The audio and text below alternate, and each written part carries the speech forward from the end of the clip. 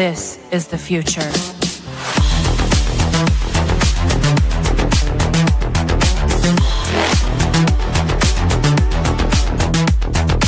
Evolution. The Crossing Realms Conference launches September 19th and 20th and will dock in Richmond, Missouri. This is already being called the event of the year, folks. With an unprecedented list of speakers and special guests, 2 days of cryptids, UFOs, and paranormal presentations, along with a celebrity-filled ghost hunt, meet and greet, gallery reading, vendors, and a film screening. This promises to be both educational and fun. Go to eventbrite.com to secure your tickets and vendor slots before they are all abducted. They're going fast.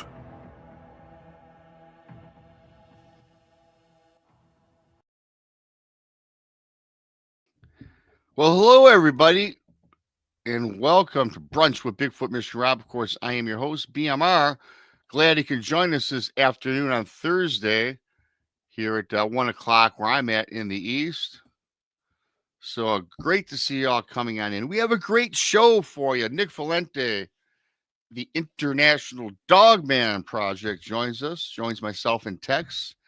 You know Tex from Studio B in the great state of Texas. If you're new here, please subscribe to Texas Front Porch on YouTube, Bigfoot Michiganrob on YouTube, The Blondes and the Booze Paranormal Podcast on YouTube. Donnie Show says stuff. Yes, he does.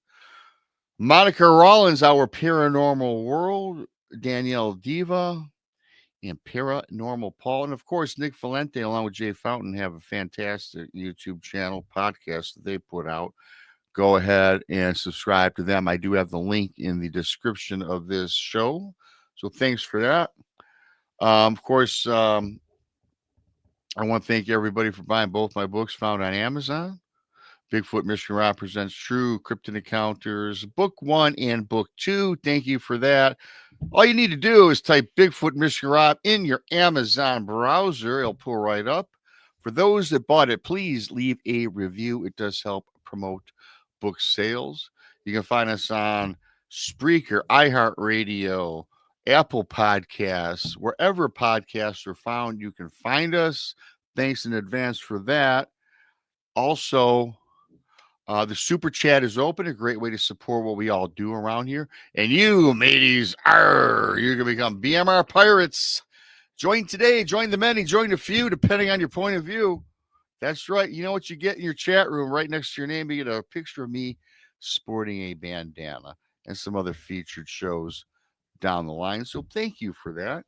And with all that being said, we have a conference going on. But before I get into that briefly and bring up my guests, I'm going to bring up my buddy, my sidekick from down south, Mr. Weston. Giddy up, Tex. What's happening? I got promoted to sidekick. You were just Studio B at one time, yes. Yeah. Wow. Yeah. How about that? Yeah. Does that come with a raise? Yeah, small raise. You'll get about 14 cents on your next check. I love it. I love it. You know, hey, any money is great money, right? You know, I'm glad to see the price. What does the song say? Let's see. What is it? God is great, beer is good, and people are crazy. I like that. I like that. It just kind of fits all of us, really. All us misfits, right. You know. Yeah. So I'm excited about this, and I hadn't touched base with Nick in quite a while, and which is cool because we've been doing that Dogman investigation out there at Dogman Ranch. Yes, we have. And Nick is aware of Ulerson's, place out there. So, that'd be fantastic. I followed Nick forever. The first time I think he's been on my show. One other time, I think we had to cancel for some reason, but I know he's been on the front porch a handful of times. So, he's been on the porch. He is going to join me. I appreciate that. So it's going to be a fantastic show.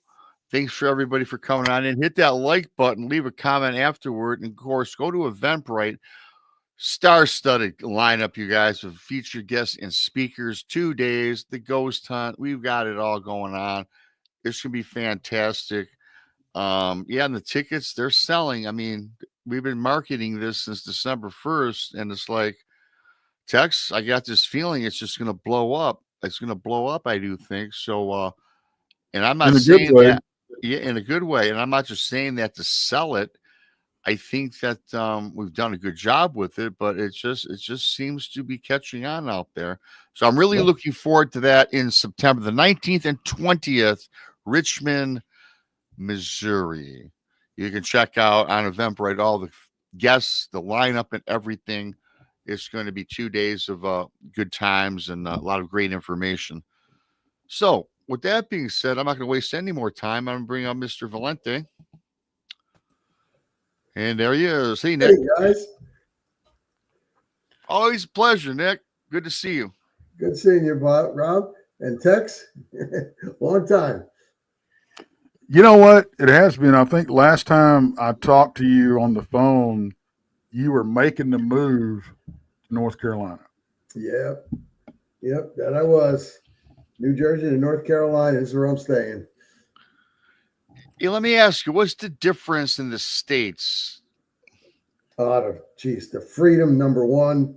The size of this state is much bigger. Yeah. The people are a lot nicer. Your Second Amendment rights are really up there in this state, whereas over there you can barely buy a bullet without having some sort of forms that you got to fill out first. It's just so restrictive over there. It's just not nice. Definitely not nice. And it is more city. No matter where you go, it is more city area over there. Over here, you got I found myself, guys, coming here anyway, because I don't know if you guys recall, I had 4 field teams of seven men each, that I could take out over there because of my work. And I lost them all, of course, because work's down there and nobody's here anymore.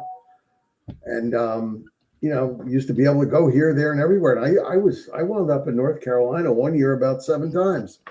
So I figured might as well move down here. Yeah.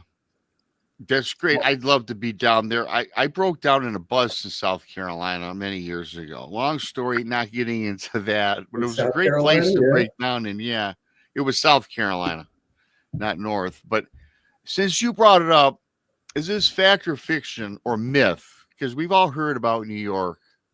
Are people in New York, people in Michigan can tend to be a little uppity in certain parts. But is New York really as bad as they say, that the people just aren't friendly, especially if you're not from New York? It doesn't matter where you're from. They're just not friendly. Oh, okay. You could be getting beaten up on the sidewalk and they'll just walk over you to walk around you, and they don't care. Wow. Most of the people just don't care. I don't know why. Over here, where I am in North Carolina, people ask, "Hey, how you doing?" Yeah. And they stop and they want to know how you're doing. You go into a store and you can't find something. You ask one of the clerks. They smile. They're friendly. Instead of pointing, "Oh, it's over there," what they'll do is, they'll take you there. Wow. It's like, whoa, wait a minute here. I mean, I was in a supermarket and I guess I was looking kind of, puzzled I was looking for tuna fish, and one of the floor managers, she saw me and she goes, "Can I help you find something?" I was like, whoa, wow, people are actually trying to do their jobs. They're going back to 1950, 1960-ish, That's pretty nice. Pretty nice. Yeah, that is a warm welcome. I like people friendly environment. Where I live is pretty friendly, but you get your sections, especially in the big time upper classes. We've got Oakland County, where I live, is one of the richer counties in all the United States. And if you go through there and they know you don't blend in or you're not from there, they are the rudest. I think that if you were getting beaten up on the sidewalk in parts of Oakland County, they would do the same thing. It's just, but I like where I live in a lot of the other parts of the state. So. Well, I'll tell you what, one of the things that blows people away when they get down here to Texas is we open doors for people. Yeah. It doesn't matter if you're male or female or whatever. if you walk up to the door, you got somebody right behind you, you open the door and let them go in. You know, it's nothing out of the ordinary to be in a store line or a supermarket line or whatever, and you've got one or two items, or you've got, and to have somebody walk up behind you that's, or you've got a basket loaded, right? Yeah. And somebody walks up behind you, looks like one or two items. It's nothing to go, hey, why don't you go ahead? Oh yeah. Yeah.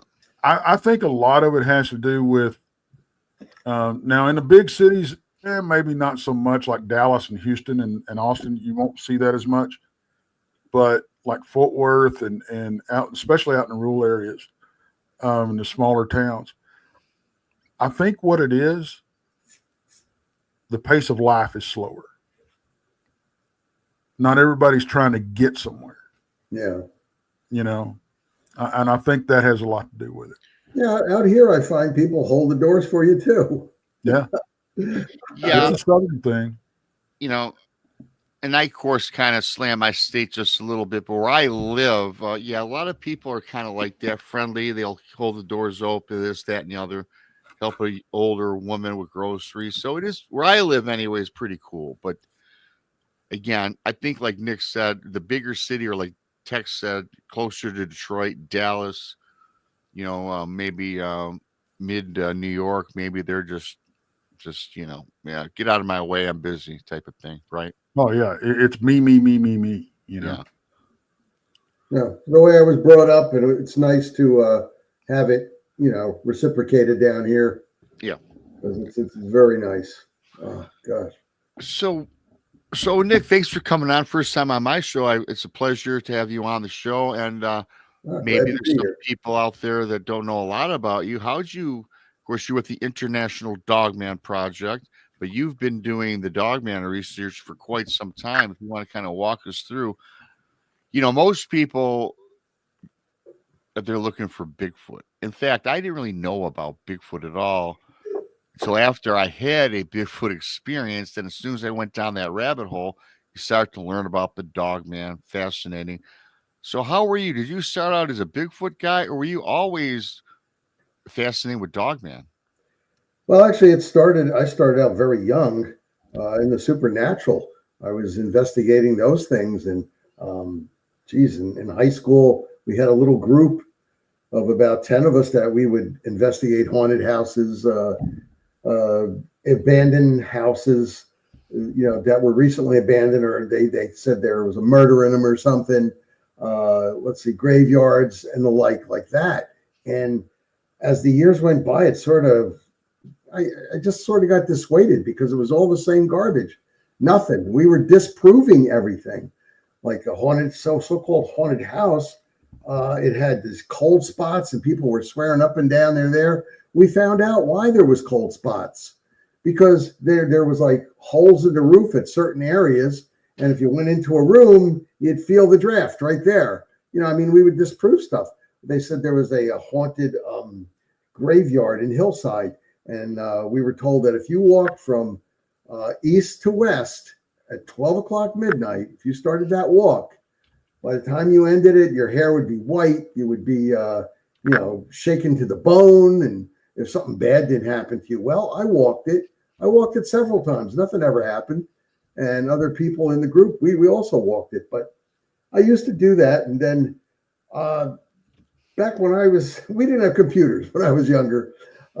So my mom and I would go to the library a lot, and I picked up a book on the, I guess you would call it, the big old Himalayan guy up there, the abominable snowman. Yeah. Oh yeah.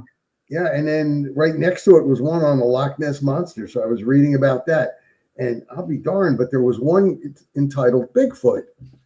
So I picked up the 3 books, and that was my summer reading, at least part of it. And I got into that. I said, oh man, these are cryptids. Okay, let me go check this out. And as time went on, I just gave up the supernatural stuff.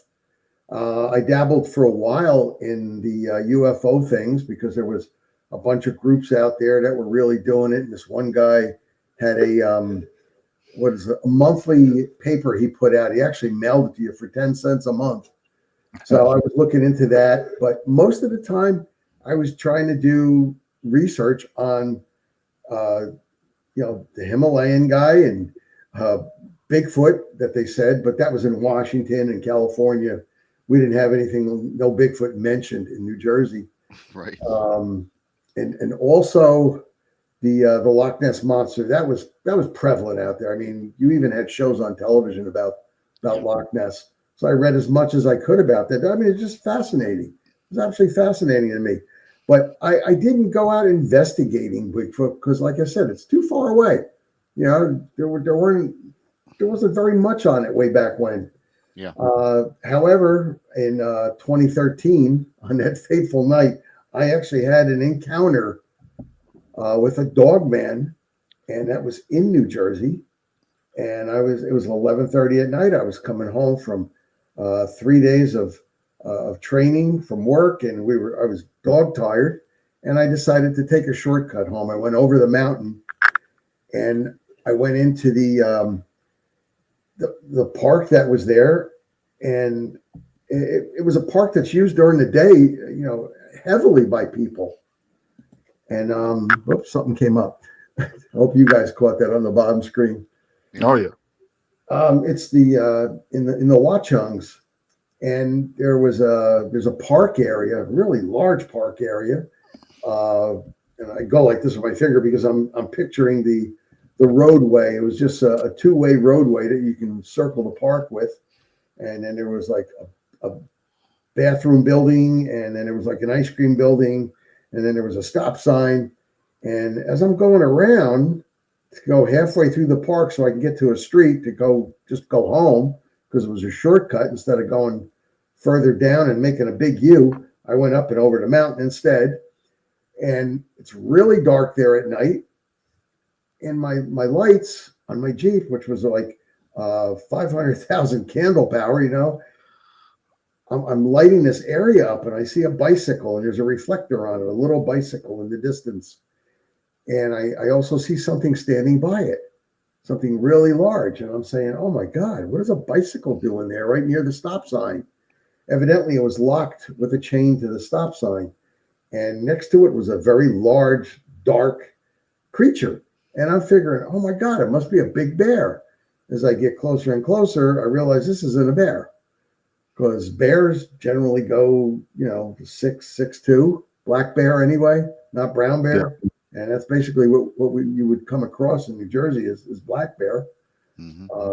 And I'm getting closer and closer, and I stop my Jeep, and I'm lighting this thing up, and I'm looking at this thing, and it's not a bear. I know it's not a bear. I've never seen something like this. Rob, you asked me, did I start with Bigfoot? No. When I saw this thing, it was like, what the heck? What is this thing? My God. Yeah. Looked like a wolf standing on two legs, only it was close to the size of the stop sign. And the stop sign was 8 feet tall. And I find out the next day that this thing is about 7.5 feet tall, because I came back with a team fully kitted up. And I said, I got to find out what this is. But getting back to right then and there, I'm looking at the bicycle saying, that's a kid's bike. Yeah. And I'm looking at this creature that's not even looking at me, not paying any attention. And it's gigantic. And I have a 10 millimeter Glock with me. I also have bear spray. And I stop my car. I'm about 30 feet away. Like I said, I light this thing fully up. And I get out, bear spray in the left hand, 10 millimeter in the right hand. And I'm looking at this thing, and it's just ignoring me. Guys, this thing it's gigantic. But in its right claw, it's dark. It had hair all over it. I would say at least 3 inches of hair, and a wolf-like, snout, ears. I couldn't see around it because it was dark and, at nighttime, and there was really not very much light, and my lights were casting a shadow direct onto it. I couldn't see if it had a tail or not, but I know I'm looking at this thing and it's standing on two legs. And I'm saying, geez, I thought it was a bear. And like I said, the reason I stopped is because it's a bicycle. And I'm figuring maybe because it had something in its hand, it's a human.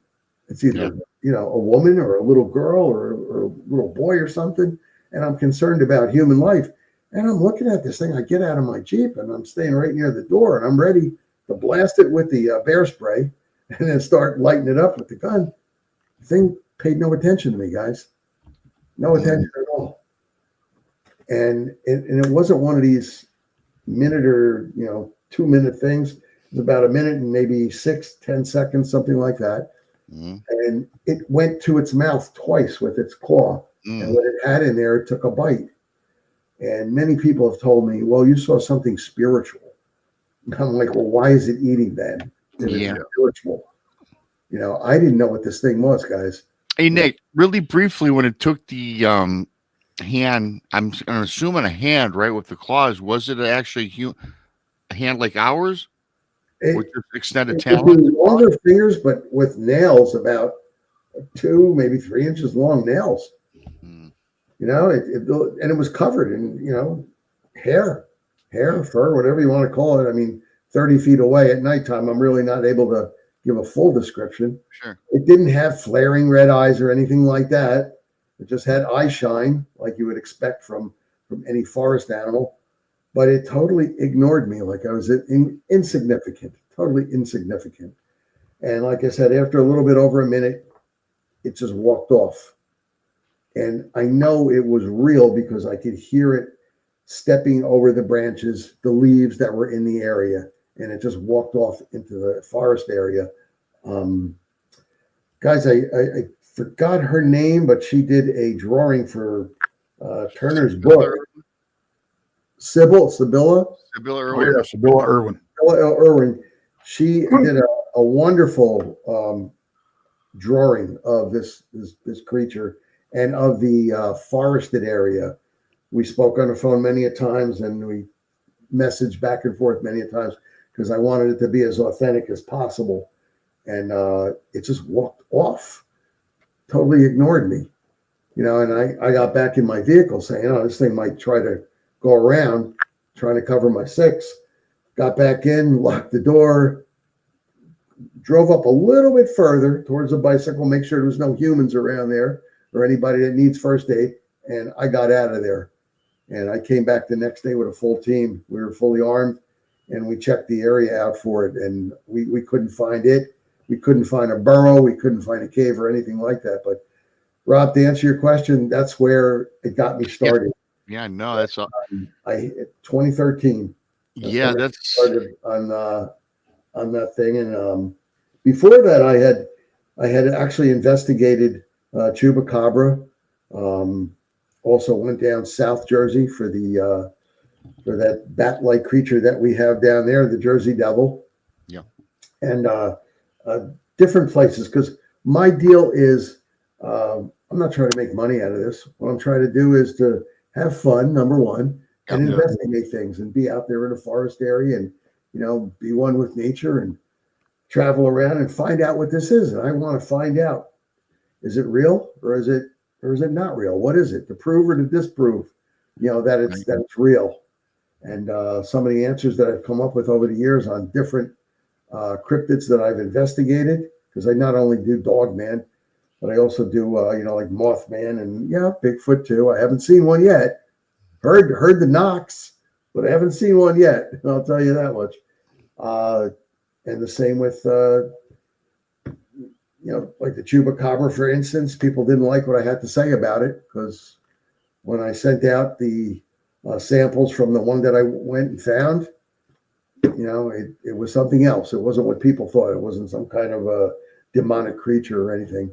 But I didn't even know, Rob, in text at the time, that this is a Dogman. I didn't even know the term.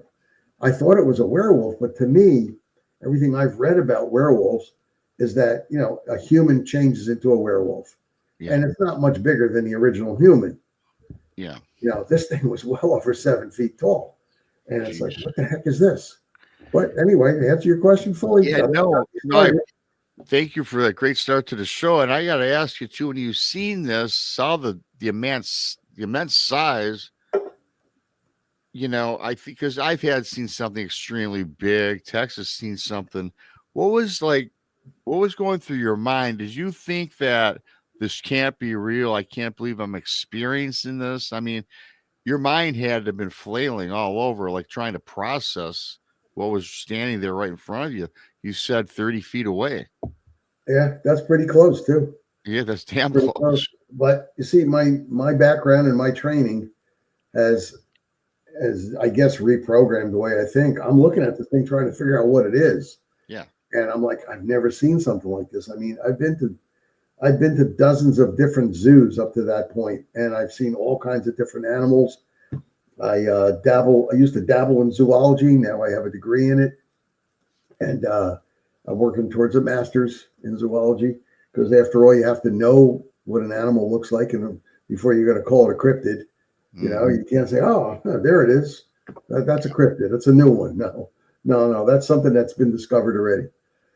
But no panic, because, like I said, because of my training and my background, and I did have bear spray, and I've used that with good measure in the past, and I did have a firearm there, and I was going to light it up. I didn't know what the heck it was, and I'm just trying to figure out what this thing is. I'm saying that's just definitely not a bear. Definitely not a bear. Not with that kind of a snout. Not with the way it looked, more like a wolf. A lot of people say they look like Dobermans. Not this. It definitely had a wolf-like snout. And from that day on, I decided, let me throw this in there with the rest of these cryptids that I've been looking at and see if I could find it. It took me quite a while, guys. It took me quite a while to find out that this thing was tagged already and that other people have seen it. And that they call it a dogman. Yeah. So when I want to get back to the bicycle, because a lot of people in chat are asking, did you ever figure out anything? And what it was eating a deer, wasn't it? It was eating the hindquarter of a deer. Yeah. Because when we went back the next day, we found some blood. And we traced it back to the rest of the deer, and the deer was torn open at the chest area. Organs were gone, and that hindquarter, I believe it was a right leg, was ripped off. And I didn't find any other information about that bicycle. We went back. It was about a little after 8 in, and we fanned out. We looked all around the place. We found out where it crunched some of the leaves and the different pieces of wood on the ground, because it was brittle and it got crunched. But we didn't find any sort of caves, didn't find any sort of burrows or anything else. Didn't even find scat, for that matter. But yeah, I wish I could have found out, about the bicycle. It was securely chained there, and I guess the parents grabbed the kid, went home, forgot about the bicycle or whatever. But there are houses about, oh gosh, not any more than, I'd say, 300 feet out of the main gates of this park, because it's a large park area, a very large park area. So now I know we talked before, and the distance, the difference between my sighting and your sighting, mine took place during the day and yours at night. And a lot of people are talking about, a lot of people talk about the backward facing legs. What did you see in that department? I didn't really get to see the feet. I was concentrating on the head and on the hands, because that's what's going to hurt you. And the feet, the knees were actually pointing. If I'm facing you now, it's pointing to my right, and its head was pointing also to my right, and it wasn't even looking at me, not paying any attention. The knees looked just like yours and mine, looked like human knees. That's what it looked like. I couldn't see the lower portion, if maybe they call it the hocks, if the hocks were, inverted also. But like I said, it was dark. It's a park. They kill the lights. The roadway is just a big oval over there, and it's for people to drive around, park their cars on the side, and just go into the center area, which is a park area. They've got swings, they've got barbecue, area for people to just sit down with, blankets and stuff, have picnics, Right. play baseball. I mean, it's that big. It's absolutely huge. Tex brings up a great point, and you did too, Nick. And the thing that I always ask folks like yourself when it comes to Dogman, and there's so many different avenues, there's so many different experiences, what people saw, but you always get one of two things, always. Like Tex was saying, the backward or like those hocked legs. Right. But then as you were saying, something with knees, more human-like. So do you think, because I think people have seen both, do you think they're different then or the same, just a different species? Or they're just two totally different critters, as Tex would say in general? I think they're all dogmen. Yeah. But I think there's different types. And like in just doing my research, and by research, I don't mean just on the computer. I mean visiting libraries, going to bookstores, buying these bookstores. I mean, if I was able to pan my little area over here in my office, you'd be able to see I got tons of cryptozoology books and all kinds of books on different creatures. But in just doing my research, they've come up with 7 different types of dogman. So their heads look different.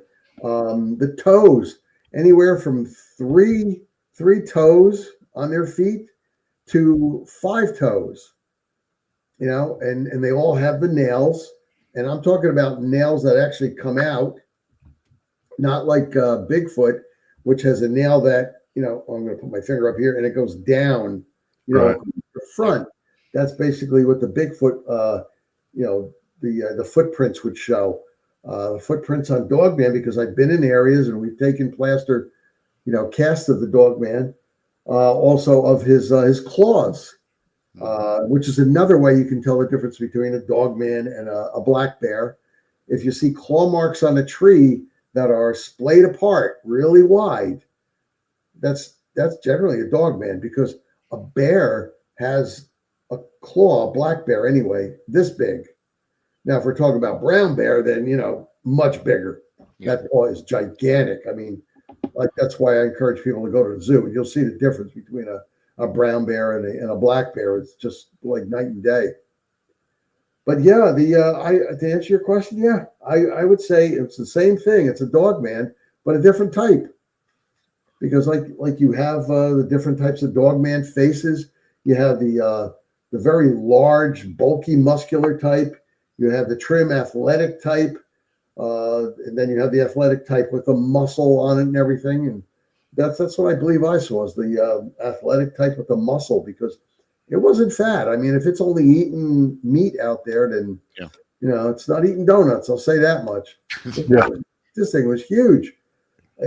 Just a quick estimate in my head. I mean, this is how my brain works. I'm looking at this thing saying, okay, a little over 7 feet tall. I would say the thing weighed about 650 pounds. I mean, it was huge and muscular. But then again, I wish I would have seen it like you, Tex, during the daytime, because I'd be able to, get more detail in it.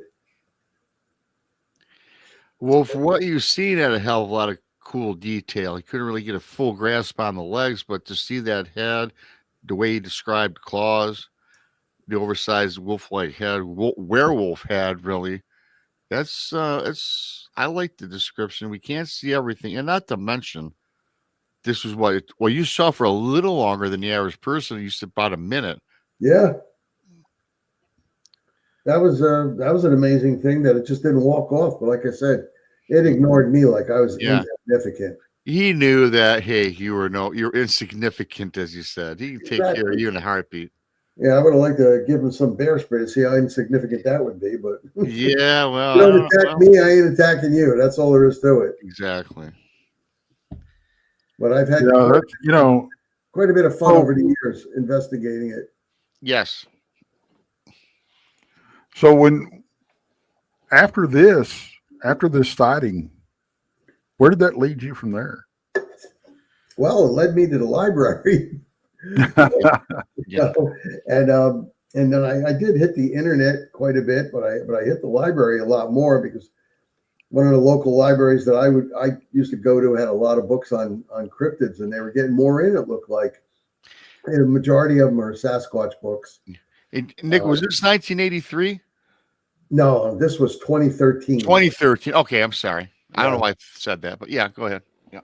And anyway, like I said, most of the libraries had stuff on Bigfoot, and you'll get stuff on the Mothman. And I was surprised, and I just kept checking it out and investigating. And one day on the internet, of course, I come across this thing that says Dogman, and I just devoured everything that they had about it, and any places that they pointed you to go to read about it. I was trying to read about it. I also went back there many times to the Watch on mountains over there in search of to see if I could get any kind of footprints or claw marks or anything like that. Never saw it again in that same area. Never again.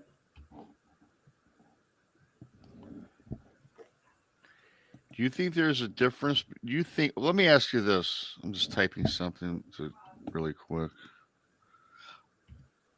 Do you think that? I love talking about this because I believe in werewolves as well as dogman. Do you think there's a distinct difference? Do you believe in shapeshifters? I would say that the werewolf is a shapeshifter because it's a human and then it turns into a werewolf. The dogman, I believe, is a dogman 24/7, 365. Okay. And the other night, Jay and I had on for an interview Angelique Benham, and we briefly got into portals.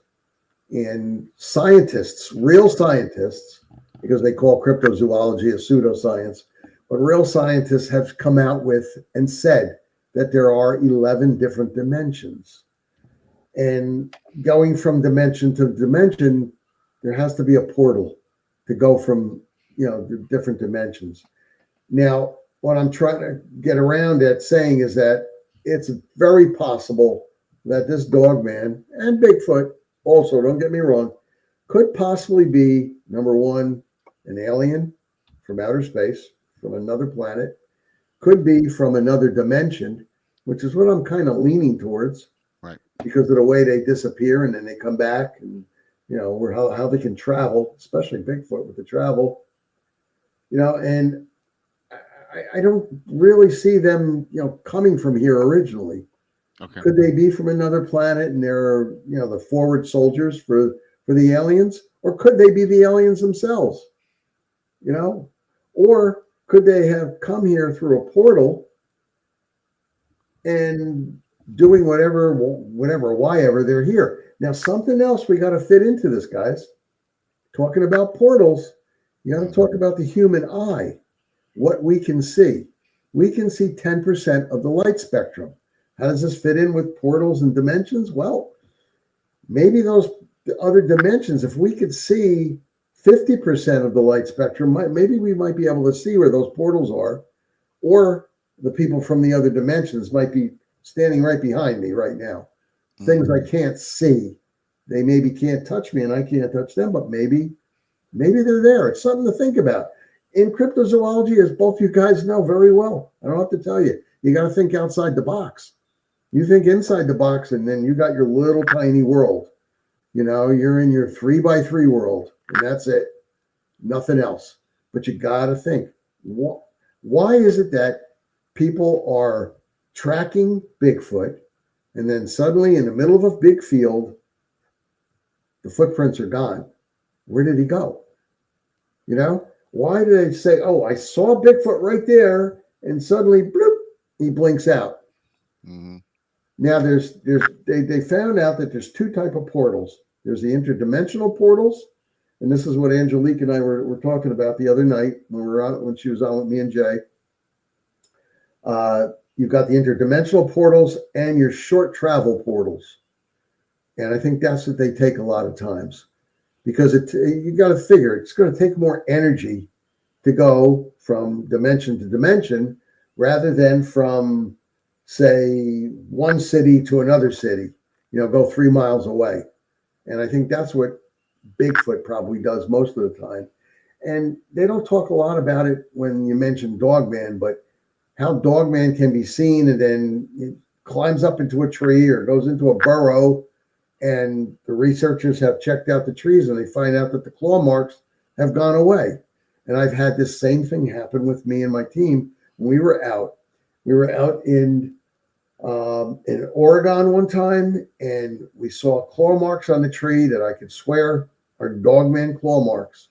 And one of our guys, he can climb like nobody's business. We had him climb up and take pictures, and he got almost halfway up to this large tree. Tree's about a good 75 feet up, big branches, and he kept going and says, that's it, no more. And he looked out in the different branches, no more claw marks. Because when a Dogman climbs a tree, he's got to dig in, and that was it. It was gone. Now either he jumped off, or he just went into someplace else. Now I don't know if you guys ever heard about this, but I've read about this dozens and dozens of times on the internet in books. I've heard of it on different shows where people have gone into a portal and then found themselves miles away. Now, Angelique found that happened to her. She went into a portal in Idaho, and it felt like she was gone for like 3 hours. She was only gone for 25 minutes, but she turned up someplace else. And she was 3 miles, I believe she said, away from her Jeep. So, I mean, these things exist out there. I spoke with a fellow from Australia. He was paddling his canoe down in a river, and he was doing fishing, and he saw a span bridge on the river. He came maybe within 100 feet of the bridge, and then he kind of blacked out, he said, for a few seconds. When he came to, the bridge wasn't there anymore.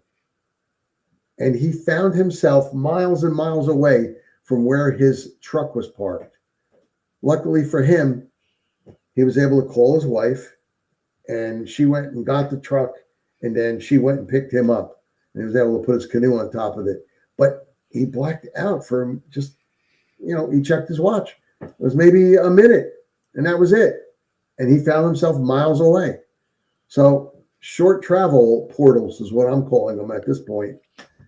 And, just stuff we got to research, guys. There's more stuff to throw out there. Man, I love that because, and I'm not going to get into this, it's too long. Most people have heard this, but I'm going to tell you this really quickly, Nick. I was talking to this guy that he was hunting in the woods, a tracker, a hunter, fisherman, same location, 20 years, and he knows this forest like the back of his hand. In fact, he comes off of a river. He always followed this river, and this is where he would always do his fishing, hike, hunt, whatever, same camp area, 20 years. He was telling me around the craziest thing happened to me. So again, same area, and I happened to take this different path that I was kind of unfamiliar with. Not a big deal. He's exploring it, wants to check it out, add it to his mental map of the area. He tells me with 10 minutes off this trail, he all of a sudden realized he didn't know where he was. He was lost. He said even the foliage and even the trees, everything, the environment was different. And then he got all of a sudden very scared. He sat down and collected his thoughts. I'm not going to get into the whole story. He suggests elementals led him out, which is one theory. But then the other theory would be, you think maybe this guy walked through a portal and did not know about it, one of those short-term portals you're talking about, and then all of a sudden he said he was lost 20, 30 minutes, and all of a sudden before he knew it, he heard the river, the stream running, and then he realized he was back to his original campsite. Again, in this story, he said the tree elementals led him out. And again, it's a long story. I'm not telling it again. For people that have heard it, you can go check it out. But then the other option would be maybe it was a portal, right? Mm-hmm. That's, I've interviewed along with Jay, a couple of people that had that same situation happen. This one fellow, he went into a forested area that he knew like the back of his hand, like the fellow that talked to you. And there was this large tree. And he just decided to go sit down by the tree. And when he went by the tree, he went in and he kept going in and in and in. And he's going, I just want to sit up against next to the tree. He kept going in and he found himself someplace else. You know, guys, Tex, you got to appreciate this, man. I wouldn't want to have to be out there traveling around in the forest, you know, with or without my team, and go through a portal and wind up in another dimension. No. I'm going to tell you, people ask me all the time. You say you go out there totally kitted up, you know, totally jocked up, pistol on the leg, rifle, lots of ammo, food, water, all kinds of different, you know, of course, a knife, of course, bear spray, communications, a GPS unit, all this stuff. I even have a bedding with me just in case, you know, the portable stuff that you can just pop up a little tent. But what happens? What happens if you do pass through a portal and it's actually a dimensional portal, not a short travel portal? What happens if you actually go through that dimensional portal and you wind up someplace, you pop out someplace, and you're now in the minority? There's Bigfoot all over the place, and they're looking at you. That's the excuse my French, I don't really curse, but that's the oh shit time. Yeah, you did. And where am I? And you know, in my story, at least the guy made it back. Can you imagine never finding the portal and re-entering and getting back to our current time and our current realm? Well, this fellow that Jay and I talked to, he did come back out. And I'll tell you, he didn't want to go near that tree ever again. He actually thought about putting signs up, danger, you know, but of course, if you do that, people are going to go near it then. So yeah, absolutely. That's just to leave it alone. Yeah. Tex, give me a minute. Yeah, no problem. Tex, I wanted to ask you a question. Is that a microphone in front of you? Because that looks like this. Yeah, that's a mic. Oh, it is a mic. Yeah. This is my electronic flashbang. Yeah, I won't set it off because I don't want people to get their ears blown out. But wow, I thought maybe you had one of these electronic flashbangs. No, it's a mic. It's got my logo on it. Oh, that's beautiful. Look at that. Nice. You know, I mean, you've done investigations around the country, all over, around the world. What is one of them that just really stands out? I mean, have y'all had to lock horns with any of these critters? Fortunately not. We haven't had to go up against anything, which is probably fortunate for both sides, because if we did have to, then we would just pour out everything we had. Like I said, I don't do like these people do. I mean, I always say that you have the right to go into the forest and, you know, walk around and enjoy nature and come back alive. But at the same time, I am wearing, protective gloves. Right. I'm wearing snake gaiters, you know, on my legs. I'm wearing boots, you know, military boots out there, because you're going over rough terrain. And if a snake comes out, he's generally going to hit you about 6 inches above ground level, you know, or where your leg is at that point, or your hand. Hopefully you don't reach down and get nailed by one. But to be honest with you, the one thing that stands out is going back a little bit over, close to 2 years ago now. I was here in North Carolina with a team. This is before I lived here. We got reports of a dogman in a park, and I did a big write-up on it in the IDP way back when. I don't want to mention the park again because it's a park with a lake, and I've got contacted by the ranger over there, and he says, you know, we're having too many people coming in here with guns walking around. He goes, if you wouldn't mind, don't keep mentioning it. But It is in North Carolina. I got over a dozen different reports from different people saying that they saw a dog man during the daytime. And I got so many reports that I took a team up there and we went to that park area, and on like the second day in the afternoon, we hear a heavy rustle in the brush area, and everybody takes a knee. We're in a diamond formation. We take a knee. We're aiming at it. Out comes a large creature, and the two guys on the end had their bear spray ready to go. And I told everybody, hold your fire, hold your fire. And this thing is roaring at us. And like I said, I've studied zoology, been to zoos, with live animals, and this thing sounded like a bear.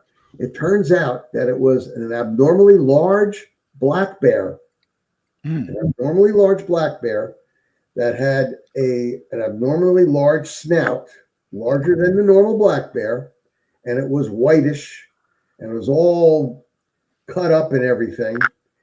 And I would say this thing was, about good 6 foot, anywhere between 6'5" and 6'7", because I'm going by how tall the brush was.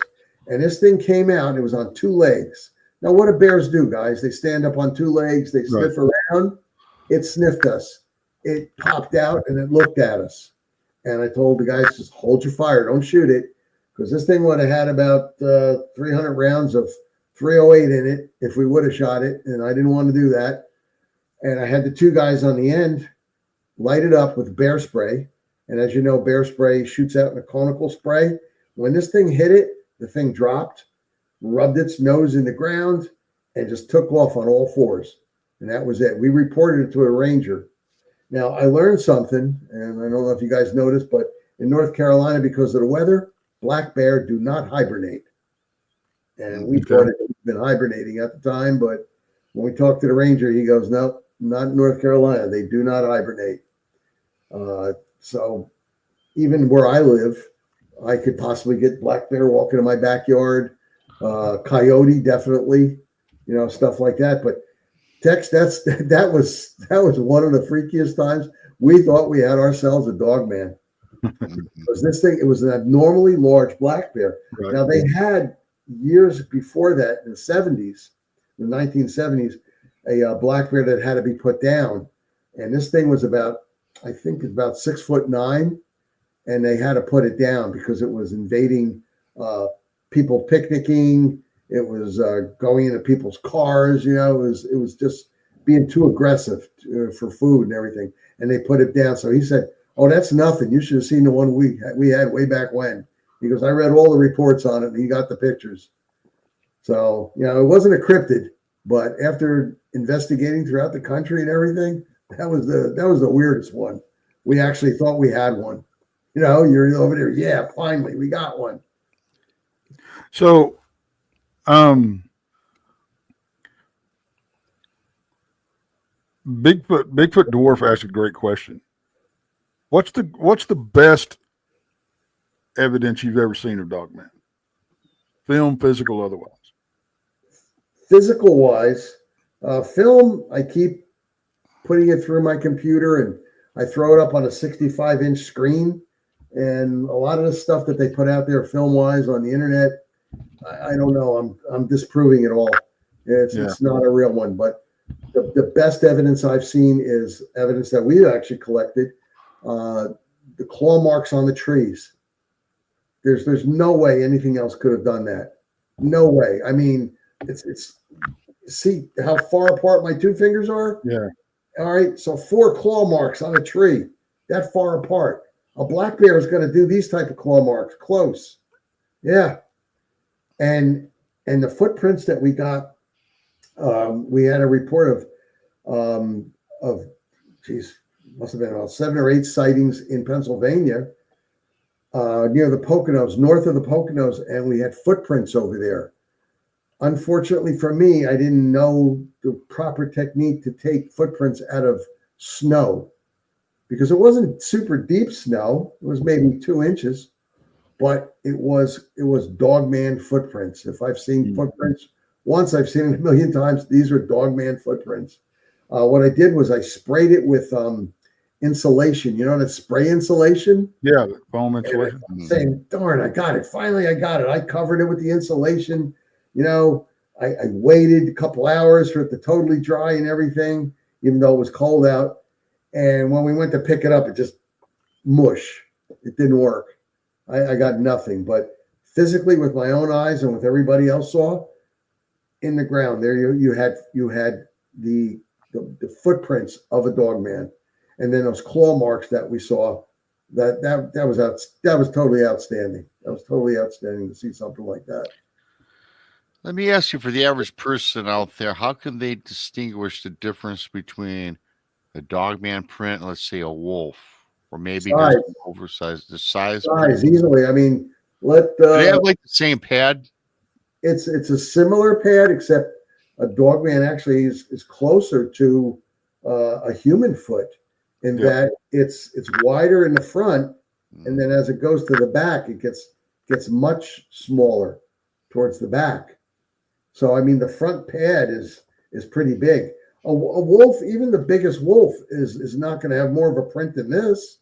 Yeah. Just look at your own hand and put it down, Okay. and you'll see that. You know, the pads and everything, and the you'll see the claw marks also. It has claw marks just like a wolf, except you do have that back portion of it. Yeah. But if you do see it, I would recommend being very careful at that point. Well, yeah, for sure. God. I'll send you some pictures of some stuff that we've got, and I'll get your take on it. You know, we've actually got a claw that was pulled out of a tree. Oh, yeah. You see, that's another thing I lost when I left New Jersey. I had a veterinarian who did the DNA workups. Mm-hmm. You know, people that want to know what their dogs or cats were, what their breed was. I used to send him things. I mean, at my cost, of course, I had to pay for it, and I would be able to find out what things are. And one of the things I did send to him, he had parts of it he just could not identify. Absolutely could not come back and be identified. And this is a worldwide data bank that he used. Right. Now, other veterinarians, if they get into this DNA checking and everything, they could also get the same worldwide data bank. And the reason why you need it is because of, obviously, of course, the more evidence you have out there that has been collected, the better. The easier for you to identify something. But it would be absolutely outrageous. Something I'd like to mention, I wish Jay was on with us right now, is Jay had something that was actually stolen from him. He had a bone, I guess it was a leg bone, maybe of a deer, or possibly up where he is, a moose, but it was a big, thick leg bone, and it had bite marks on it. It looked like human teeth bite marks, only the teeth were wider and thicker, bite marks into this bone. And he, I guess, showed it to somebody who wanted to borrow it and never got it back. But he has pictures of it, which is good. And when I looked at those pictures, like I said, guys, I put things up on a 65-inch screen. I do the ultra high def on it and everything to look at it. I'm telling you, if someone were to say, evidence of Bigfoot, there you go. There's nothing that had bite marks like a human with teeth that big into that. Right. I mean, besides, why would a human want to gnaw on a big, buck bone or a moose bone? Yeah, I sent you a picture of the claw, and I sent you a picture of a footprint. Oh, look at that. Oh, that'd be something. Text. Don't send it to the Smithsonian for being checked out. Yeah, no kidding, right? Ever again. That's something I've told people about, even on interviews, that you do not want to send it to the Smithsonian, because I know many people that have sent it, and they've sent it UPS, signature required, and when they inquired with the Smithsonian, they said, we never got it. that person who signed for it, that person doesn't work here. We don't know who they are. So it's cryptozoology is a rough science, guys. It is a rough science.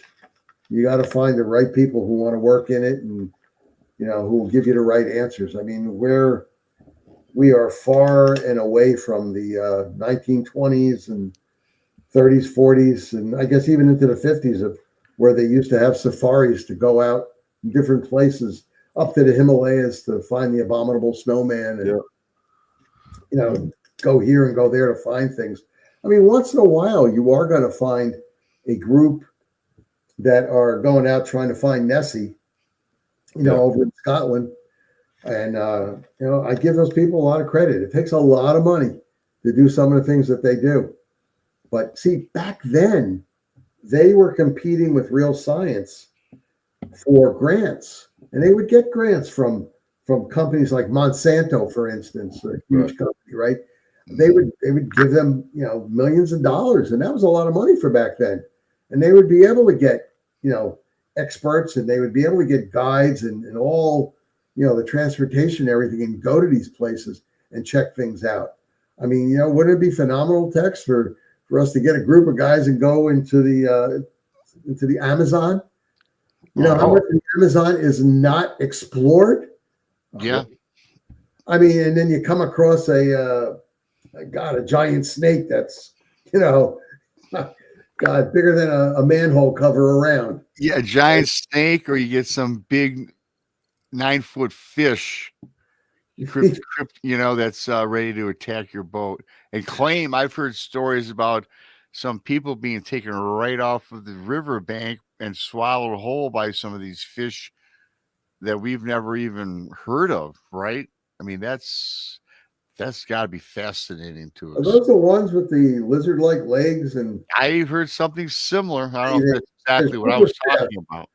I believe I did some reading on something like that. It wasn't a lot of reading, which was too much of a tease. But they are fish, and on the land, grab the human and back in. Oh my God! It's like, Duke's in the house. He's kind of an encyclopedia of this stuff. Mapinguari. I gotta look that one up. Thanks, Duke. Mapinguari. Yeah. Hey, I gotta ask you. I get a lot of Texas to an extent. I've heard a lot of people that have been on the show or I've spoken with. What's the deal? Now, maybe you've heard this or not, Nick. What's the deal with dogmen hanging out at cemeteries and graveyards? Do you get a lot of that in your research? What's your thoughts? Yeah.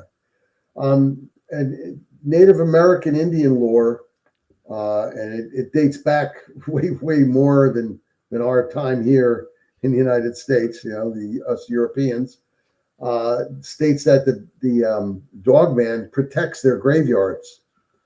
Now, Native Americans, from what I can gather anyway, because they won't talk to me, but little reading I can do, and I have a cousin-in-law who is a First Nation native. I want to call him a Native American, but he's a Native Canadian. He talks to me.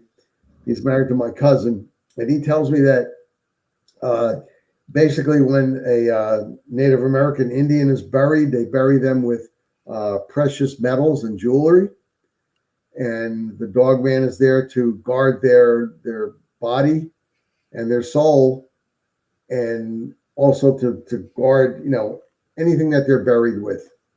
Back in the 1700s, the late 1700s, the French trappers used to travel up and down the rivers and everything. Yep. And they would, get beaver skins and deer skins and all kinds of skins and keep them in their boats. And they would visit the Native Americans, and they would trade back and forth. And they would also bring the skins back. This one group found a mound that they were told not to go to, but they found the mound, and they were told, don't go there because that's our burial grounds. And they did go there, and they got greedy, and they dug up, the graves. They stole the jewelry, and this is in Native American lore, but it's written down. If you ever go and check the books that were written in the early 1800s that were allowed to be written out there, these men were all hunted down one by one, and they were all found totally torn apart, these French trappers. Now, they wrote in logs. They used to keep log books. I guess this was a big thing back then.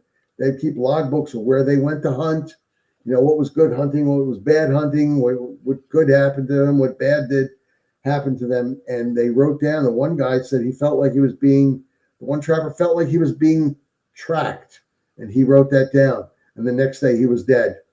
One guy, after 10 years, he was still alive. And what he did was he got rid of all of the jewelry except for one piece. And one day, 10 years later, he was found in his bedroom, torn apart, totally torn apart, blood all over the place. And they said a wolf attacked him.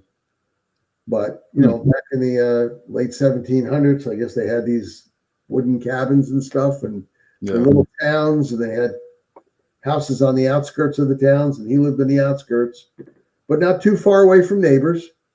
But they claimed it was a wolf attack. I don't know about you guys, but wolves generally don't attack humans unless they're super hungry. Yeah. And there's a reason to do it. So, but they definitely have said that in the past, that the Dogman does hang out around the graveyards and stuff like that. Oh, there's something I could tell you. And this might even help to prove the fact. Where I had my encounter, I didn't find this out till many, many years later. It used to be a Lenape Indian tribal ground. And there is, in that area, a burial ground. And that people don't go to anymore. It's been overgrown, and it's not an area that people generally go to. I guess it's been so long since they buried anyone there or had anything there, but that was a Lenape Indian tribal ground. And that's why some folks tell me, oh, it was a spiritual encounter that you had. And I'm like, well, I didn't hallucinate, and I did smell the creature. It smelled like blood and urine. I did hear it walk away. I did see it put a deer hindquarter to its mouth twice, not once, but twice, and it did walk off. So I don't know how it could be spiritual and then it becomes whole, and then it goes to the spirit again. I don't know. But that area did have a burial ground over there, Rob. Mm. What's your take on the Beast of Geneva? That one in France where it killed all those people. Yeah, the one that the king sent out hunters and everything to kill it, and they said they killed it, and they didn't really kill it. They didn't really kill it. I think there's a good case for a werewolf. Yeah, and is that the story too? The one that used to prance on people's roofs and go from roof to roof? They would go all over the place. Yeah, and they said that they killed it. They brought in a very large wolf-like creature. They hung it up in the center of town and everything. And oh yeah, we killed it. 3 weeks later, somebody else got torn apart. So it didn't work. It was a very frustrating thing for them at the time. And they started to in that area. They would talk about werewolfism. That's what I call it anyway. People eating other people. What do we have here? We have like the skinwalkers that eat people, according to Native American lore. So, I mean, we have the same thing here. It could be a sickness. It could definitely be a sickness that they had. And maybe the individual was, I don't recall what the sickness is for the hair growth, but the hair was all over the place on this one certain individual. And they were searching for him for years and years, and they never found him. But I guess he just maybe wandered off and went someplace else after that, because after a year, the king had sent more soldiers there, and there was more than he could probably handle, and he probably went off into the distance. And that was the last they heard of him over there. we've heard a lot of stories about the werewolves, the shapeshifters, and of course, we're talking about ancient Americans or First Nations people in these cursed and haunted lands. And you could even go back into folklore, which I do believe folklore is not fiction. I think all folklore is based on something that did happen. Throughout the years, of course, tales do get fabricated. I get that. We all understand that. But it comes from something that happened. And I got to ask you, I was reading a lot about this dark and black magic that the European settlers, a lot of this black magic or the curses or hex was cast on the settlers by the First Nations, indigenous tribes, which actually haunted the lands and turned men into these werewolf type creatures, dogmen, if you will, whatever you want to call them. Do you think there's any fact based on a lot of these legends we hear? There's got to be some truth to the legends. I mean, people embellish. When they tell you a tale, they embellish it to make it more interesting. Sure. And there could be some embellishment, but there's got to be some, like you said, there's got to be some truth to it. There has to be something behind it. Because look, even to this day in Louisiana, you have the Rougarou, and all the magic, the black magic that they have because of the influences of people from other countries that have come there, and they've blended in with the natives that were there, and the dark magic that they do, and it's possible. It's very possible. I mean, speaking of shapeshifters and skinwalkers and Skinwalker Ranch, for instance, if you guys ever read any of the books that were written on and around it, and I'm talking about, there's a book, Skinwalker in the Pentagon, you'll see that anybody that has ever went to Skinwalker Ranch has been affected by it. They've been followed home by some sort of dark spirit, or maybe alien. We don't know now, right? But things have happened, and they've had to go through all kinds of things in order to get rid of this, let's call it sort of a haunting. Some spirit or whatever followed them back. So what is with all that? So like you said, there's got to be some truth into it. Even if it's only 10% truth, then what's that 10% about? No, right. Exactly. That's what I roll with. I tend to believe that. I think there is something with everything. Because people don't make this stuff up back in the 1700s, 1800s. They're not making money. Sure, maybe they're trying to scare their kids, discipline their kids, but there's just too many of these stories. And I know that I won't hear the end of it, because my buddy Krista, one of her favorite topics is the LBL. And I know she wants me to get your take on the LBL. We all know about it. It's been overplayed, but it's always fascinating. I don't think I've ever heard your take on what you think happened, or if there are dogmen prowling about the land between the lakes. I've actually tried to read everything I could possibly on it. I've also had the pleasure of speaking to the lady that owned I'm going to call it a local small diner where the cops used to go to. Her daughter took it over after she passed on, and she was there that day. Even though she was young, she saw two of the sheriff's officers come back, and because you had a large outpouring of law enforcement that responded to the area, including federal law enforcement, and she talked to the two sheriff's officers. Now, they would generally, when they were on day shift, they would stop by her mom's diner about 5:30 in the morning.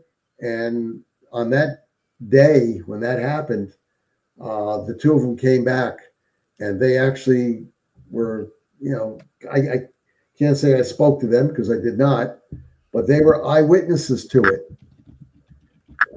If Red Circle is involved, that's funny. Anyway, they came back, and she heard the two sheriff's officers speaking with her mom.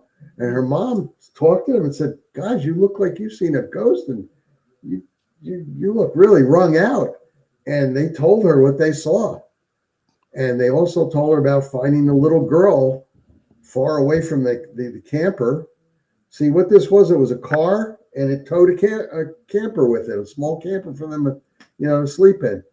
And they found the little girl in a tree up on a branch. And inside the camper, they found the mother torn apart, and there was blood all over the place. And there was claw marks on the wall inside the camper. The father, arm ripped off, and the son, the little son that they had, he was dead also. I mean, it was just torn apart. So why would the government then come in? I'm asking a question, rhetorical, of course, but why would they come in later into this camping ground where you could plug in and you can put in your hose for water and use it for bathroom facilities and everything? Why would they tear out all those facilities? There were pods in the ground. Why would they all be torn out? They were beautiful cement pods with the different places that you can plug in. It's all out. Why would they bulldoze the area down? Why would they then bulldoze berms, about a 3-foot berm around the entire area, and keep people away from there? Why do the people in Kentucky not want to talk about it, whereas the people in Tennessee are willing to talk about it? Is beyond me, but I believe it happened. I believe that happened. It was an absolute tragedy. But what she told me was those two sheriff's officers were in total shock, and the blood that was all over the place just totally freaked them out. Maybe they didn't go to a lot of calls like that, and they didn't see a lot of blood, but they got freaked out. Now, guys, once again, the body of that little girl was ripped apart, and she was in a tree. She was way off the ground. Now, there's only one animal that does that, and that's a mountain lion. A bear can't do that. A bear doesn't do it. A bear will eat you right there. Right. Coyote eat you right there. A mountain lion will do it, but this thing wasn't taken up there by a mountain lion because the mountain lion didn't do all the tearing apart of the mother, of the father. It didn't do that. So maybe one animal could have done this, but another animal couldn't have done that. I mean, it just doesn't make sense. Doesn't make sense to me anyway. Did you hear about the report a couple of years ago about the guy that was killed in Lipan, Texas? I don't This want guy, he walked through the woods to get to work, shortcut through the woods every day. This is only hour and a half away from where I'm sitting right now. Is this a few years back, Tex? Maybe 3-4 years? Yeah, something like that. And they're saying he was killed by a pack of wild dogs? Is that the one? No. This one they blamed on a big cat. All right. But what's interesting about the case is they found him. He went missing. They found him. He was thrown over in the brush. He had his throat ripped out from the front, and he had scratches on his chest. The sheriff's office and the justice of the peace, because this town's so small, they didn't have a coroner. Right. Went out there along with the game warden and their civilian tracker. Okay. The sheriff's deputy and the justice of the peace determined it was a big cat attack.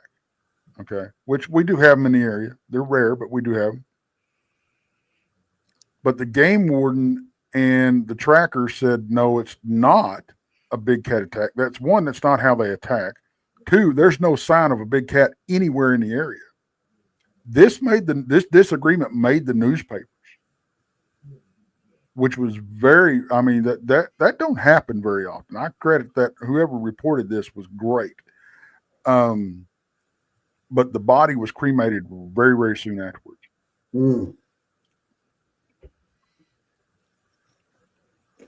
Yeah, they want to for some reason, they want to get the evidence out of there, and they don't want to panic people.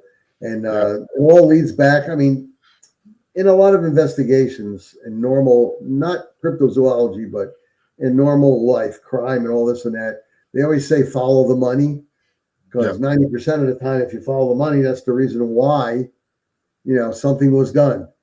So look at it, economics wise. Why did they close up that area in LBL? So that people won't be afraid to come to the park Yeah. and that they won't go to the area and more incidents like that won't happen. Why did they cremate this guy's body? Most likely, because they didn't want to create a panic in the people, and not have people stop buying in the area and coming, and spending money. What about truth? Yeah, You know? you absolutely, Nick. Just like when I was on your show a month ago with Jay, I was telling you that quick story about the Oak Park Recreation Center in Indiana. They Yeah. paid the people hush money to not tell everybody what they came across, what they encountered, right?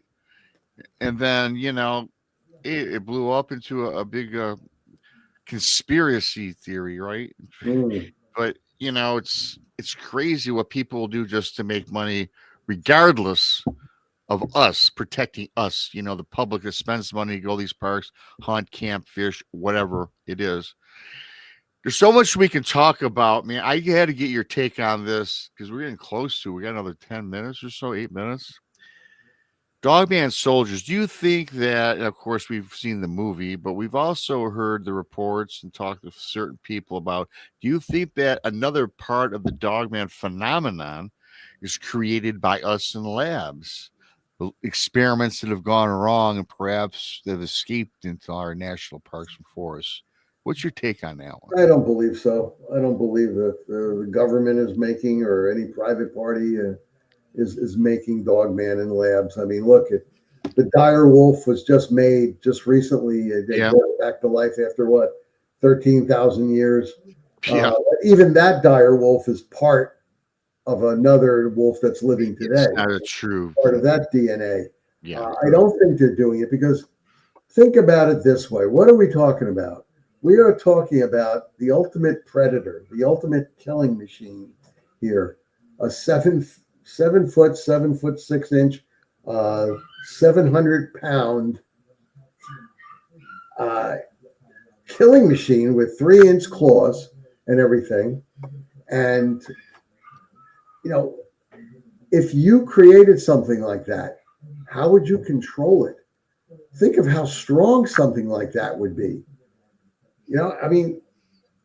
Feats of strength are attributed to Sasquatch throwing a 500-pound tree, something like 200 feet in Canada, Right. and they have this on camera. They have it on camera, right? They don't show you the Sasquatch, but you see the tree flying through the woods out at these people, these construction guys. But something like a Dogman, the ultimate predator here, you got to control it. And how can you control it? Even if you had an electrical collar around it, it's going to be thinking 24/7, okay, how it can escape, how it can kill you, how it can get away. It doesn't want to be controlled. You're not going to be able to control something like that.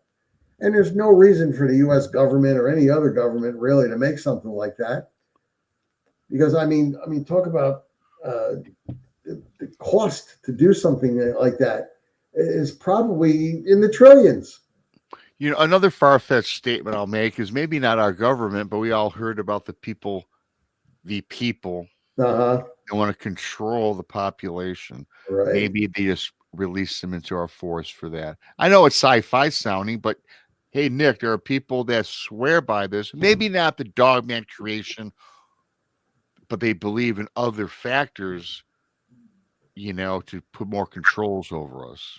I just think it's fascinating fodder, right, to go over whether it's true or not. I don't know. Guys, I just wanted to mention, I get no money from saying this, but I've been reading this super thick book, well over 700 pages, by the godfather of cryptozoology, Bernard Heuvelmans. It's called On the Track of Unknown Animals. It's one heck of a book. And the insights that this man had in the golden age of cryptozoology, the 20s, 30s, 40s, and 50s. On the Track of Unknown Animals by Bernard Heuvelmans is just an amazing book. And he gets you to think in areas that you wouldn't normally think. And the man has been gone for quite a while, and he wrote this book quite a while ago. But it's just something for, the people out there who are budding cryptozoologists who don't necessarily want to go out there in the woods and in the field, but you want to do the research, which is why I tell people, go to those little bookstores and see what you can search out. Go to those old libraries. Look at the microfilm and the microfiche. Read books like this. I mean, I've been doing this now since, I got to say, cryptozoology since 2010, before I had the encounter with the Dogman, and which was 2013. And that's a long time.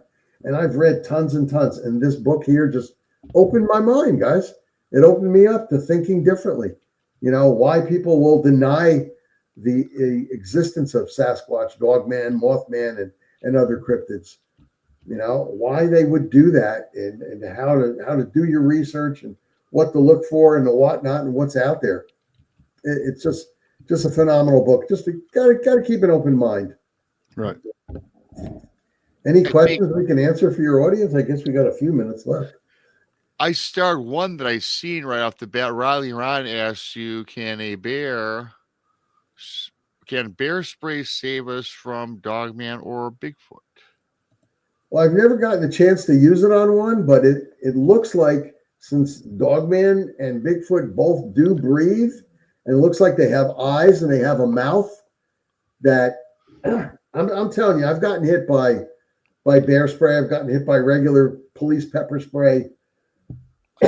When you go over 6 million Scoville heat units of pepper, it's going to burn your eyes. So if you have eyes, it's going to burn. It's going to burn your throat. It's going to burn your nasal passages. I had one guy tell me, bear spray can't affect wild hogs. Because, in like Oklahoma, they've got all these wild boar out there running around. Yep. Well, one of my members from the International Dogman Project from out in the Oklahoma section, he writes back to me. He goes, "Thank you." He goes, "It saved my life." And Rob, give me 1/2 a second. I want to grab. Yeah, no, go ahead, take your time. It's good. I'll get it right back. I want to show you. Yeah. Because remember, we're in my office of tricks, and I got all my stuff. This is bear spray. All right. That already looks. You got to learn how to use it. You got to pop the safety off. Yeah. Hold it and bam. And I am telling you, this even worked on an alligator. I was with a group that I was working with, and we were safeguarding a tour down in the Florida Everglades. Yeah. And we were safeguarding the people, not so much the park ranger, but the park ranger got attacked by a gator. Came right out of the water, and he tripped and fell. He pulled out his pepper spray, regular pepper spray. He shot this gator in the face. The gator did a death roll right on the land because it didn't know what the hell to do. And it rolled and rolled and rolled and went into the water and went off. And this was being filmed. A film company was there, which is why we were hired to safeguard everybody. And before we got to react, luckily that ranger who was giving the tour, he shot it. So here, it works on an alligator, definitely works on bear. It works on mountain lion because I've got reports of that. So people, if you go out there, at least take bear spray with you. Yeah, no, right. What is the most effective distance? I mean, you don't want to shoot it too far away, or certainly you don't want it to be within an arm's distance of you. This shoots a conical spray now, Rob. Okay. It's a conical spray out about, if you have a pie, 1/5 of that pie. And it's good. This one here goes 36 feet. Oh. All right. So as soon as I see it, I'm not counting down. Okay, 40, 30, shoot it. No, bam. If you can see the whites of its eyes and its mouth salivating and it wants to eat you, you're over. Hit it. Because you get more than one shot out of this, by the way. You get quite a few shots. Yeah. All right. Quite a few shots. So you're, hit it once and see what's going on, hit it again. Because I get people that write me all the time. Oh, yeah, I went out in the forest. Yeah, they went out about 1/4 mile into the forest area. I generally go 10, 12, 15, sometimes 20 miles into a forest area. and stay the night. And they'll say, "Yeah, you're in a quarter mile in there, and I had my bottle of Perrier's water, and I had a Milky Way bar and suntan lotion." And it's like, okay, yeah. If you were to see me go out there in the woods with the team, you would say, "Jesus, what are you doing? Going to war?" Well, I would like to see you in your full garb running into that little thumbnail I put out. I don't know who did that. I thought it was cool, so I copied them. So whoever that was from, I'll give you the credit. It's already 90 minutes. Nick, where can people find you, ask you questions so they can look you up, man? Easiest way is to just go on Facebook. We have different chapters, the International Dogman Project, USA. You can get me on Messenger, Facebook Messenger. I get it all the time. Guys, these days, I get anywhere from 10 to about 25. And when we were having those fires in California, I was getting on the average of about 70 to 80 messages a day, on Messenger about seeing different cryptids, because I guess cryptids were being pushed because of the forest fires. They were being pushed away, and people were reporting it. And I can't possibly investigate every, Bigfoot sighting that they're showing, out there they're telling me about. But yeah, if you go to Facebook, you'll have I'm on there, and I answer people, and if you do have something to talk to me about, which is what I do, I get reports every day, of different dogman sightings, of different other cryptid sightings also, because I do them all. So definitely Facebook's the best place to go. And if you need to get more personal, once you contact me, I can give you an email. You can contact me, or if you want to talk to Jay's more into Bigfoot. Jeremiah Fountain, he's on all the groups also. He's one of my great admins. I have 4 great admin people that help me with all the different International Dogman projects. We also have one in Europe, one in Great Britain. We're looking to do New Zealand and Australia, because they have some there too. And we've got them in many of the states. So we're expanding. It's kind of hard to keep up with them all, guys. You need good admins, as you know. Yeah, there's so many. There's tons. Everybody that's on Facebook that's into this, there's thousands of groups, and it's hard to keep up. I have a group I can't keep up with. Hell, I don't even run it anymore. Somebody else does it, because it's getting kind of big, Yeah, I mean, I've got certain rules and regulations that I keep by, and people think that they could just come on and talk about anything they want. No, it's International Dogman Project. Yep. There's a million Bigfoot places on Facebook that they can write to, and they're giving me, Sasquatch, Bigfoot stuff. I tell them I have to decline it, and I tell them, sorry, I can't do that. Yeah, and, Dogman is Dogman. Bigfoot is Bigfoot. Is kind of, it's kind of easy to figure out. Yeah, there's a difference. And also, the one thing that I tell admins to do, if they can't answer the simple questions that I ask, then you're not going to be accepted. Because if you're not going to answer the question, how are you going to be on the page? Just some sort of troll or whatever. Who knows? We got plenty of trolls. But this was a fantastic show. I appreciate it, Nick. Thanks for coming on. Good seeing you two guys again. And I'm sure, good seeing you too, brother. I'm sure Nick's gonna have you on. Nick, of course, you're Nick, but I'm sure Tex will have you back on, because we didn't even get to scratch Dogman Ranch, which is Texas' new little baby next to Brown Springs. Yeah. Tex will have to get Nick on. We'll talk about that. That'll be awesome. I want to thank everybody for coming on. Hit the like button, subscribe to Bigfoot Rob, and Tex if you're new. And Nick, what's the name of your guys' podcast with Jay? You're on YouTube, right? We do the Cryptid Consortium. We talk about we do 2 different podcasts. And then we do In Search of Living Legends. That's the one we had you on, where we speak with different guests every week who have had experiences in cryptozoology, and sometimes, in reference to aliens, we'll do that, or the supernatural, we'll do that also. Depends on how well, but we do check it out first, because a lot of times we'll get people that want to come on a show just to come on a show, and they're kind of full of it. Cryptozoology is beaten down bad enough as it is without having people come out telling me that there's 12-foot dogmen in packs of 70 running around on this airport tarmac that you see every night. And they're sporting machine guns. Yeah, and they have body armor and and got better equipment than I have. So it's like, okay, goodbye. I got you there. And thanks to Keith for the awesome super chat. Thanks, everybody. Like the show on your way out. And Nick, I'll also post those links in this show for you. So people can follow you and Jay on that as well. It was a great show.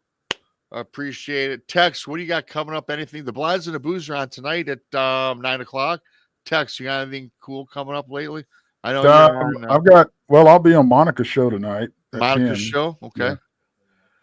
Well, that's good. We take it day by day. What I tell everybody, turn on the alert bells. You can catch all of us 7 days a week, it seems. Alert bells. You won't miss a show. Different times, different days. For Tex and Nick, I'm BMR. Until next time, have a fantastic weekend coming up. And happy Easter, by the way, for those that celebrate. Happy Easter. And everybody, remember to look up. That's right. Not just for UFOs, the cryptids in the trees. In the trees. You don't want the dog man swooping down and grabbing you. Good night, everybody, or good day.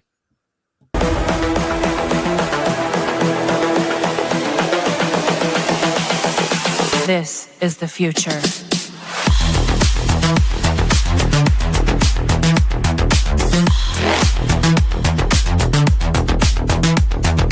Evolution. The Crossing Realms Conference launches September 19th and 20th and will dock in Richmond, Missouri. This is already being called the event of the year, folks, with an unprecedented list of speakers and special guests, 2 days of cryptids, UFOs, and paranormal presentations, along with a celebrity-filled ghost hunt, meet and greet, gallery reading, vendors, and a film screening. This promises to be both educational and fun. Go to eventbrite.com to secure your tickets and vendor slots before they are all abducted. They're going fast.